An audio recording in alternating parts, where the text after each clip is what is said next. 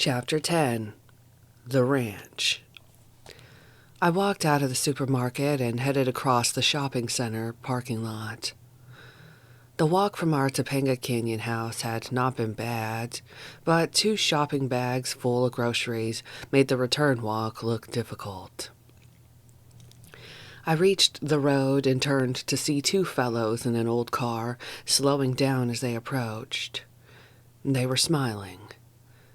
"You're headed back down the canyon, aren't you?" the driver asked. "Hop in." "Yeah, I sure am," I said, reaching for the door. I'd seen them before, but I didn't know them.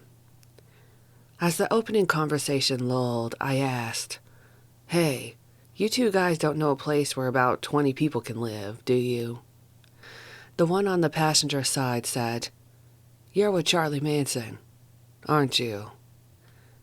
"Yeah," I replied, "and we need a place to live. We're being kicked out of our house. It's gotten too small anyway." "Well, there is a place," the passenger said. "I'm not sure you could get in there, but it's perfect for you guys." I was excited. "Where is it?" "Well, it's the old Spahn Ranch, an old run-down place that was used for cowboy movies.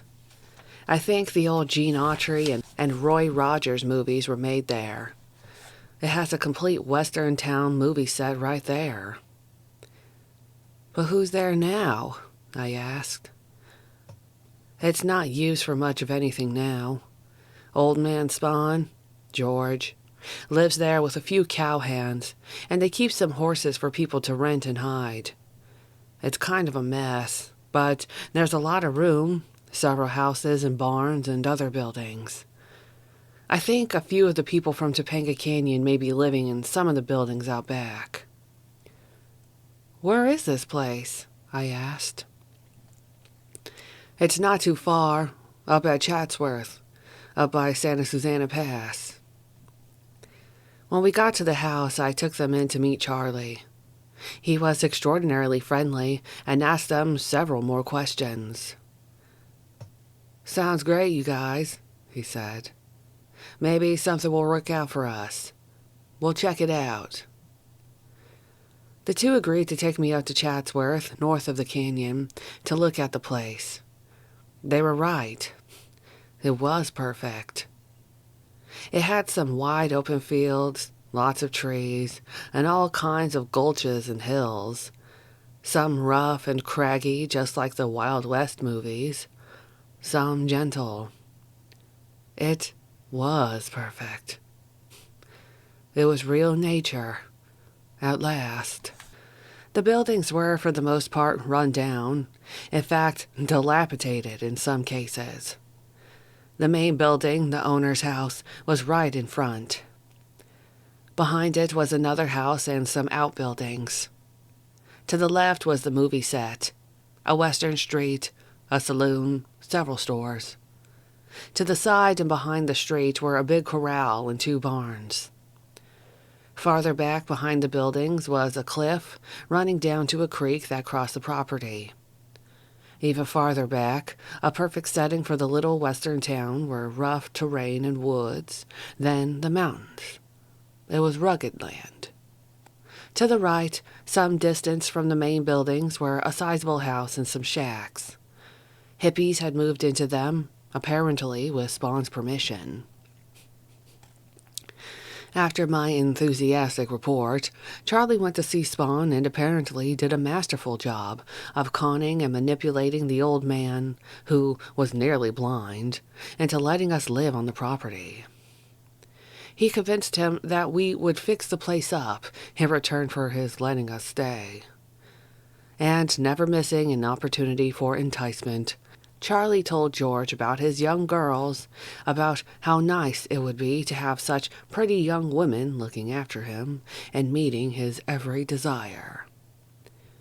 When we showed up, Charlie drove the bus way out back behind the hippie's house, out into the fields, virtually out of sight.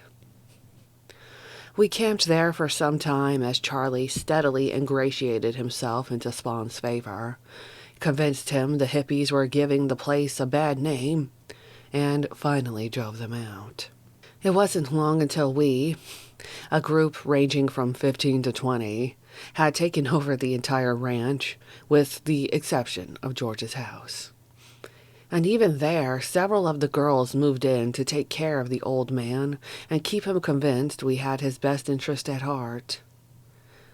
Part of the movie set, including the big saloon, was turned into a main hangout for us. We set up a kitchen and used the saloon for our meals, parties, and other family events. We slept all over the place, in beds, sleeping bags, and whatever else would suffice. It was a perfect place for us. We got along well with the cowhands and managed not to interfere with the horse riding business. In fact, we used the horses a lot ourselves. All seemed to be going well until, after several weeks, Charlie, for reasons that were never clear to me, decided we should split up. I never understood Charlie's reasoning in this. I knew only that he had fallen into one of his erratic, dark moods. He seemed to feel that the family concept would never work, that we were getting on each other's nerves, or that we just needed a change of scene. It could have been simply another of his calculated maneuvers to keep us shaken up, confused, and ultimately subservient to him. At any rate, under his direction, Mary, Pat, Ella, Stephanie, and I headed north in the old black school bus. We rented a house in the little town of Philo and launched a female duplicate of Life at Spawn's. It seemed that I was in charge, although others may have disputed this, and it was astounding even to me how I could control people just as Charlie had. I was able to mimic him perfectly. I could walk like him, talk like him, to the amazement of all who knew Charlie. The spookiest thing about it, however, was that I seemed to have the same sort of mind control over some of the girls that Charlie had over his followers. I found that I could actually read people's thoughts, just as Charlie could. I knew what the other girls were thinking and was able to manipulate and control them. I seemed to draw from them the same sort of loyalty that Charlie, as mean as sometimes he was, drew from us. Even some of Charlie's musical talent rubbed off on me. Just as he frequently did, I found myself composing and singing songs that were uncannily applicable to whatever situation we were in. The words and music just flowed into my mind.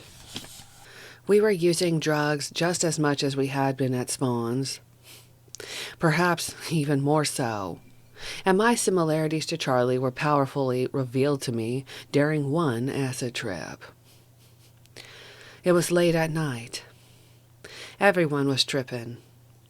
As I sat watching the other girls, I was aware of other persons within me. I had often sensed that I was in other people, but at that moment I actually saw the dark, indistinct shapes within me. They were alive, moving, talking, laughing. I immediately recognized them as the same beings I had sensed in Charlie. My imitation of Charlie was perfect because we had the same things inside us. One day I drove into San Francisco to replenish our LSD supply. While I was away, a gang of high school boys from Philo raided our house and, with threats and sheer strength, forced the girls to have sex with them. It was rape. When I returned, the gang of 7 or 8 boys was still there. They were threatening the girls further. But my roughness and confidence intimidated them, and I was able to entice them to stop by offering them acid. It was an unwise move. They went wild, turning their energy and wrath on the house and the bus. They literally tore up the bus, ripping out the insides and rendering it unusable. I was afraid they might kill us, but the rampage attracted attention, and before long, the police arrived. They arrested the girls and me on charges of drug possession and contributing to the delinquency of minors. The boys were freed, but we were sentenced to 3 months in the Mendocino County Jail, finally getting that reduced to time already served while awaiting trial, plus probation. Similar experiences for other members of Charlie's group brought us all back to Spawn's ranch. None of us could make it for long out in the world. It was a dangerous place. Life at Spawn, although intentionally unorganized, developed patterns. There were certain chores that had to be done, and most of the people accepted them without grumbling. Not me. I was a constant complainer. Just plain mean. The assignments, of course, were ultimately dictated through subtle manipulation by Charlie, but usually most individuals took certain kinds of work on themselves without duress. Some of the women cooked for the men, including George Spawn and the cowboys. Some made beds, some washed dishes, others did laundry. All clothes were washed in buckets and hung out to dry. Very seldom were they ironed. Some were assigned the jobs of finding ways to get things we needed, usually in the early days of panhandling, using a parent's credit card, and stealing. We Manson girls were noted, for example, for our junkets to shopping centers, where we raided the garbage cans for discarded food that was still edible. Most of us carry traces of acne and other problems resulting from eating things that were less than wholesome. Often the afternoons were quiet and slow, devoted to sleeping and lying around. Of course, sex was a major preoccupation, and lovemaking was apt to occur at almost any time of the day or night. During more leisurely times, games of every kind, checkers, chess, cards, and many varieties of word and number games, might break out. And, despite our professed corner on the world market of genuine love, much time was consumed in arguments and squabbles, and, frequently, petty gossiping and backstabbing. If they got out of hand, however, Charlie would always move in and suggest solutions, which was tantamount to dictating them. Dinner was an important time for us, the time when we overtly drew together as a community or family. We all gathered in the movie set saloon, sitting on the floor, the stage, chairs, some merely standing, and ate our evening meal out of the same pot. Because of our numbers and the fact that so much depended on our scrounging for food, our main meals usually took shape as stews, rice dishes, bread, and coffee. Brown rice was such a main staple that we bought it in bags of 50 or more pounds. After dinner, we almost always smoked dope of some kind, getting high, singing a lot, dancing, making love, usually in couples, but frequently in groups if Charlie could talk us into it. During this period, my hair was returning to its natural dark brown color, following the San Francisco bleached and frosted days, and it was growing long.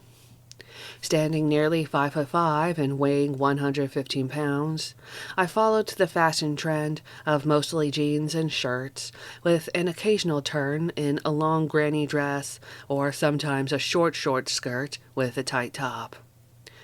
None of us wore shoes 95% of the time, and no makeup, but we were heavy into beads and jewelry.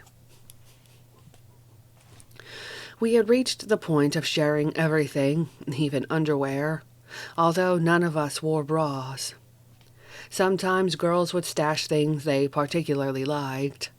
One girl was always trying to do this with underwear, but we would be discovered after a few days. Then, given a chance, I always preferred the sexier clothes. I wore pants as tight as possible, and in other things, I strove for the clingy look. We women made many of our clothes, following the lead of a new girl, Nancy, who was an excellent seamstress. We would scrounge material and she would do wonders with it. One thing we girls made that was special at that time was a multicolored vest for Charlie. It was begun by Lynn, and then Nancy joined in. One by one, all the girls made a contribution to it, except for me. I felt totally inadequate in the embroidery department at that time, and thought the whole thing was rather foolish besides. But I eventually felt guilty about it, and made a tiny patch which someone later covered up anyhow. The unspoken idea was that your contribution represented how much you loved Charlie. As the last touch, we used our own hair and wove a hair lining and hair tassels for it. It was actually beautiful. Typical of the jealousy and rivalries among us, each of the guys decided he wanted a vest like that too, and picked out a girl to get it started. For nonconformists, we conformed a lot. We had just finished our evening meal, and joints were being passed around. It was a relaxed time. Charlie was seated in a chair somewhere near the middle of the saloon. I watched him for a minute as he began to warm up for one of his preaching sessions. Then my eyes wandered over the group, picking out the new faces. There was Tex, a quiet, rather clean-cut guy of about 21. His hair was getting long, but he still looked like the college student he had been before he dropped out with just a year or so to go. He was good-looking, and I immediately liked him. And there was Bobby. It appeared that he had decided to throw in with us and stop trying to go his separate way with his own family. He was still very good-looking, though a bit scraggly right at that moment. There was Leslie. At 18 or 19, she had considerable mental and emotional strength. She was smart, more than able at that early stage to hold her own with anyone, except perhaps Charlie. There were many more: Catherine, Clem, Linda, old Bruce. Charlie was talking. He was sold on the idea of reincarnation. "We are ageless," he said. "We will never die, but nothing else is secure because time is running out for the world. The end of the world is coming. Society is killing the planet. Vietnam is just a part of it. And pollution, too. Society is evil. Big business is evil. The establishment is evil. Time is running out, and we've got to get out into the country, into the desert, to live off the land." It seemed to make so much sense. There was hardly a head in the room that didn't nod in concurrence, although later conversation convinced me that when Charlie talked like that, we all heard different things. He spieled generalities, and we supplied the details individually. But despite this, he was saying, we have to continue to live one day at a time. You should have all thrown away your clocks and watches. That's a must. There is no time. We're ageless. There is no time. Everything is now. Being stoned helped us to maintain this consciousness. Love is free, he went on. Love just loves. We are all one. God is everywhere, and everyone is God. Nothing makes sense. There is no such thing as no such thing. The sentences all ran together, and my mind seemed torn and twisted as it tried to wrestle with them. But to the 20 or more dropouts in that little parcel of Southern California in the late summer of 1968, the year of the assassinations of Robert F. Kennedy and Martin Luther King Jr., they sounded like the greatest words of wisdom ever uttered. In fact, many of the girls wept quietly as Charlie discussed the source of his understanding. "This is not something I wanted," he said. "It happened one day in prison. The Infinite One just came into my cell and opened up my head. He showed me the truth, but I didn't want it. I cried and yelled at him, 'No, no, not me.' But he showed me the truth." It was an October evening, and I was more than 7 months pregnant. Nearly a dozen of us were gathered in the back house at Spawn's, getting ready for a party with our supply of liquid acid. But Charlie and 2 of the girls were giving me a hard time about taking acid since my pregnancy was so far along. "Come on, Sadie," Charlie said. "Children are precious, and you've got to take care of yourself for your own sake as well as for the kids." But I wasn't convinced. I felt the warnings about drugs had for the most part been lies. "Nothing's going to happen to me, you guys," I said, laughing it off. "You've been giving me the best food for months and taking good care of me. Everything's going to be all right." Selfishness was in high gear within me. I wasn't going to miss out on some fun just because I was pregnant. So I prevailed and joined in the acid party. Little of a supernatural nature seemed to occur to me, but I did watch the baby's form within my belly drop drastically. There was no particular sensation, but the baby dropped. Giving it little thought, I joined in the party, except for the lovemaking, and we stayed up until dawn. I slept the whole day, waking in the evening with considerable discomfort in my lower back. I got out of bed, but was unable to stand for long. Finally, I gave up and went back to bed after refusing to eat the lunch one of the girls had brought me. I didn't feel like eating. All night I tossed and moaned, waking early the next morning, exhausted and certain that my insides were coming apart. I couldn't sit and I couldn't stand.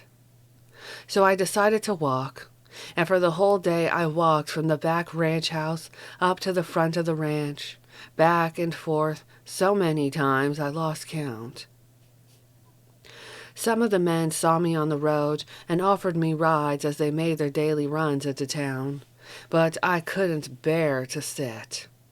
So I walked and smoked marijuana almost constantly, trying to alleviate the pain. At one time, when I was near the front of the ranch, I asked one of the girls, Sherry, to saddle an old mare for me so I could sit on her. As crazy as it seemed, I thought that straddling a horse might prove a way for me to sit down. But the pain was intense. "Surely I can't go another 2 months like this," I sobbed. As evening came, I walked back to the ranch house and lay on the couch in the big room, placing pillows under the small of my back. The women were preparing dinner, and it smelled good for a while, but then I knew I wouldn't be able to hold anything down. I was hungry and nauseous at the same time. About 7 o'clock, one of the men started a fire in the fireplace. It was cheery, and everyone was in a good mood. Soon, another party had evolved, but I was really out of it, although I did manage to get a toke on every joint that was passed around. I was desperate to overcome the pain, which by then was coming from contractions, although I didn't know what was going on. There were about 20 people in the room. The music was getting better but louder, and the smell of marijuana blanketed everything. I couldn't take it any longer and slipped almost unnoticed into an adjoining room. The wall was paper thin, but I was away from the crowd. I soon was in deep labor, and my groans became louder. Some minutes later, I was aware of someone beside the bed. It was TJ, one of the guys. He was kneeling beside me. "The baby's coming, isn't it?" he asked softly. I began to cry. "Yes, and quick." For at least 20 minutes he knelt beside me, holding my hand during the contractions and giving me a toke off his joint. But Charlie interrupted this scene. He seemed angry as he entered and told TJ to leave. "What in the world are you doing?" he said, turning to face me. His voice was sharp. I looked at him, almost in panic. "I'm going to have the baby real soon." He burst out laughing. "Aw, come on, Sadie. You're not due for 2 or 3 months." "You're wrong, Charlie," I said in desperation. "It's coming now." The anger returned to his face. "You're imagining things. Now knock it off and stop worrying about the baby. I need to shave. Will you boil me some water?" We didn't have a hot water tap in the back house, so I got out of bed, went to the kitchen, and began to boil some water. He's never lied to me before, I thought. Maybe he's right. Maybe I am foolish. But as I stood in the kitchen for at least 20 minutes, our old stove didn't put out much heat. The contractions came faster and faster. I managed to pour the water into a wooden bowl, got a fresh towel, and set up a mirror for him in the bathroom. And then, almost out of my mind, sat on the toilet. As I relieved myself, I saw I had passed a lot of blood. I staggered to my feet and went into the bedroom. "I don't care what you say, Charlie. The baby's coming now." I gasped for breath. "Charlie, TJ, Mary." I seemed to cave in. Everything else came to a halt in the house. In my delirious state, it seemed people were running in every direction.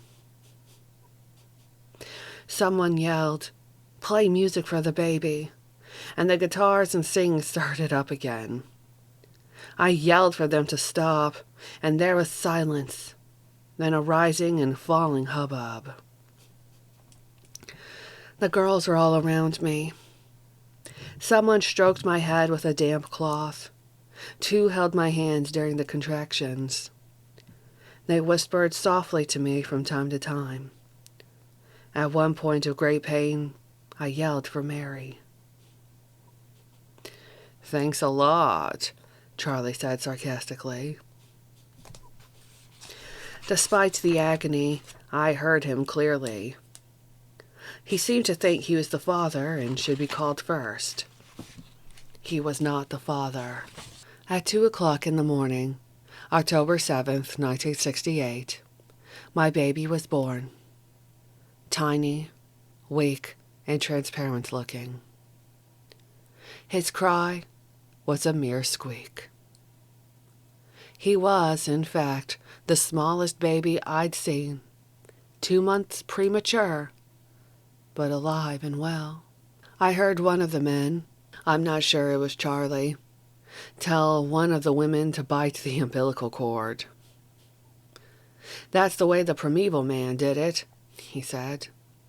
"Besides, we don't have any clean razor blades." The women took charge, however, and the cord was tied off with a violin G-string, the only catgut available. Nancy took charge of cleaning up the child as others tended to me. I was totally exhausted, but aware of a feeling I had never experienced. I felt I had transferred all my life into the child's, and somehow it seemed a holy glow engulfed me. I felt someone else was present. It might have been the result of the large quantities of drugs I had been taking for days, but my awareness and perception were sharp, not drugged. The baby and I were both treated to clean, fresh clothes and sheets. We had all panhandled for money to buy the things that would be needed for this special event. Tired, clean, and warm, my son and I went smoothly to sleep on a bed placed near the fireplace just for us. The next day, one of the girls called a doctor she had known, and he came to check the baby and me. He said my son weighed only 2 pounds, yet every organ was perfect. He instructed me to use a doll's baby bottle to feed the child from my own milk.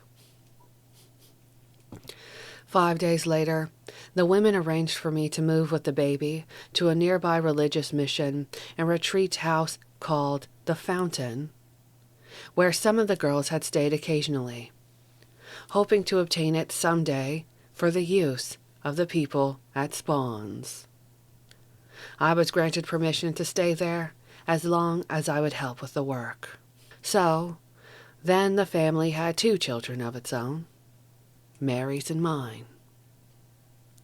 We eventually named my son Zizo-Zay C-Zadfrak for no other reason than that at the torn and twisted time, it seemed like a good name.